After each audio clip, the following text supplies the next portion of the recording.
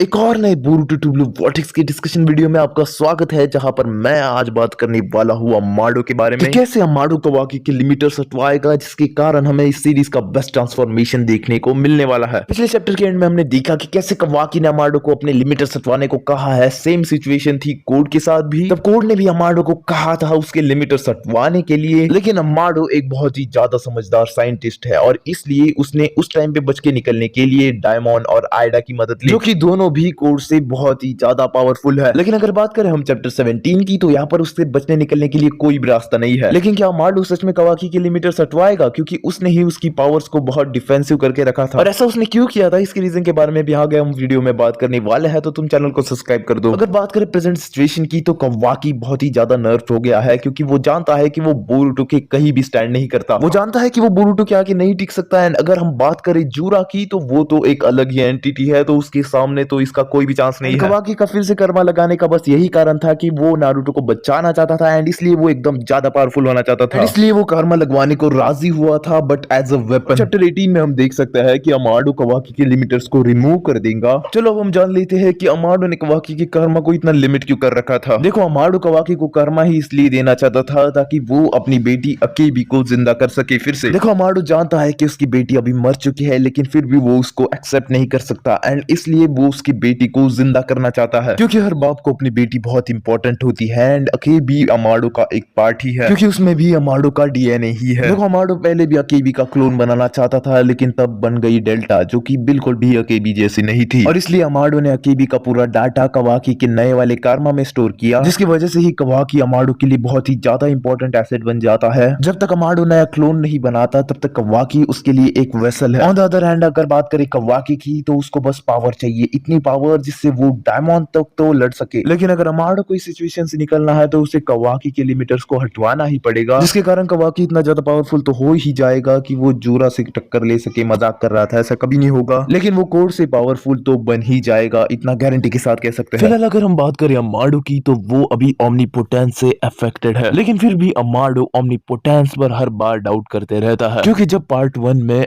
Ida ने omnipotence को use किया था, तब हमें दिखाया नहीं गया था कि अमाडो अफेक्टेड है या नहीं। लेकिन बोरुटो टू ब्लू वॉर्टेक्स में हमें पता चलता है कि अमाडो भी ओमनीपोटेंस से अफेक्टेड था, एंड वो भी कवाकी को बोरुटो मानता था और बोरुटो को कवाकी मानता था। लेकिन उसे इस पर डाउट होने लगा जब उसने बोरुटो और कवाकी की कन्वर्सेशन को सुना, एंड उसने कवाकी की जब मॉडिफिकेशंस को देखा, तो उसे शक होने लगा कि ये मेरा ही मॉडिफिकेशन है। लेकिन ये वाली जो कन्फ्रंटेशन होगी, जहां पर कवाकी अपने लिमिटर्स हटवाने को कहेगा अमाडो से, तब अमाडो को ये कंफर्म हो जाएगा बोरुटो कवाकी नहीं है, एंड कवाकी बोरुटो नहीं है। मतलब इतना समझ लो कि उसे ओमनीपोटेंस से तो छुटकारा मिल जाएगा। चलो अब थोड़ा हम चैप्टर प्रेडिक्शन की ओर बढ़ते हैं, जहां पर हमें दिखाई देती है मात्सुरी एंड कोनोहामारू, जहां पर कोनोहामारू को ये टास्क दिया गया है कि उसे मात्सुरी को बैकस्टैप करना है। देखो, मात्सुरी का टारगेट ही कोनोहामारू इसलिए था क्योंकि उसके लिए फीलिंग्स थी उसको, एंड इसलिए ही मात्सुरी कोनोहामारू को खाना चाहती है। बट अपना कोनोहामारू स्मार्ट बंदा, इसलिए मेरे हिसाब से वो उसको पेल देगा। दूसरी तरफ जो रयू को हराने की जिम्मेदारी है वो आ चुकी है सारादा और मित्सुकी के ऊपर, लेकिन ये दोनों अकेले नहीं है, क्योंकि सैंड विलेज के जो शिंकी के पार्टनर है वो भी इनका साथ देने वाला है, जिसकी वजह से मोस्ट प्रोबेबली ये आउटकम निकल के आता है कि वो रयू को हरा देंगे। ऐसा काशिनकोजी को भी लगता है, इसलिए उसने ये टीम भेजी थी वहां पे। एंड पिछले चैप्टर में हमने देखा कि काशिनकोजी के अकॉर्डिंग प्लान एकदम बराबर वर्क कर रहा है, मतलब रयू और मात्सुरी हार जाएंगे, उनके चक्रा फ्रूट हमें मिल जाएंगे। इस चैप्टर में हमें कवाकी का ट्रांसफॉर्मेशन तो देखने को मिलने वाला ही है, लेकिन हो सके तो हमें कवाकी भी सैंड विलेज में देखने को मिल जाए। जूरा नहीं आएगा वहां पे, क्योंकि जूरा इस वक्त अभी बुक स्टोर पे है, एंड जूरा के पास बहुत पैसे है, इसलिए वो एडवांस में पेमेंट करके बुक्स भी खरीद रहा है, और इसलिए जूरा मेरा बेस्ट विलन बन गया है। लेकिन क्या तुमने एक बार जूरा के बारे में ये नोटिस की कि जब जूरा विलेज में आया था बुक स्टोर में आने के बाद जो सेंसरी निंजास है उसने शिकामारू को ये बताया, तो क्या इसका मतलब ये होता है कि क्या जूरा ने सच में डायरेक्टली टेलीपोर्ट कर दिया था, वो भी बुक स्टोर में ही? क्योंकि अगर जूरा पहले ही विलेज में आ जाता तो शिकामारू को वैसे ही पता चल जाता, लेकिन जूरा को डायरेक्टली बुक स्टोर में पाया गया। चल जाने दो, इससे इतना कोई फर्क पड़ता भी नहीं है। अब हम बात करने वाले हैं हिदारी के बारे में। जब से हिदारी ने बोरुटो का रसिंगन उजुही को खाया है, एंड उसके बाद जब वो रिजनरेट हुआ, उसके बाद हिदारी बहुत चुप चुप सा रहने लगा है, एंड बहुत सारे लोग ये भी कह रहे हैं कि जो अभी का हिदारी है जो वापस आया है वो एक्चुअली में सासके ही है, एंड उसने अपनी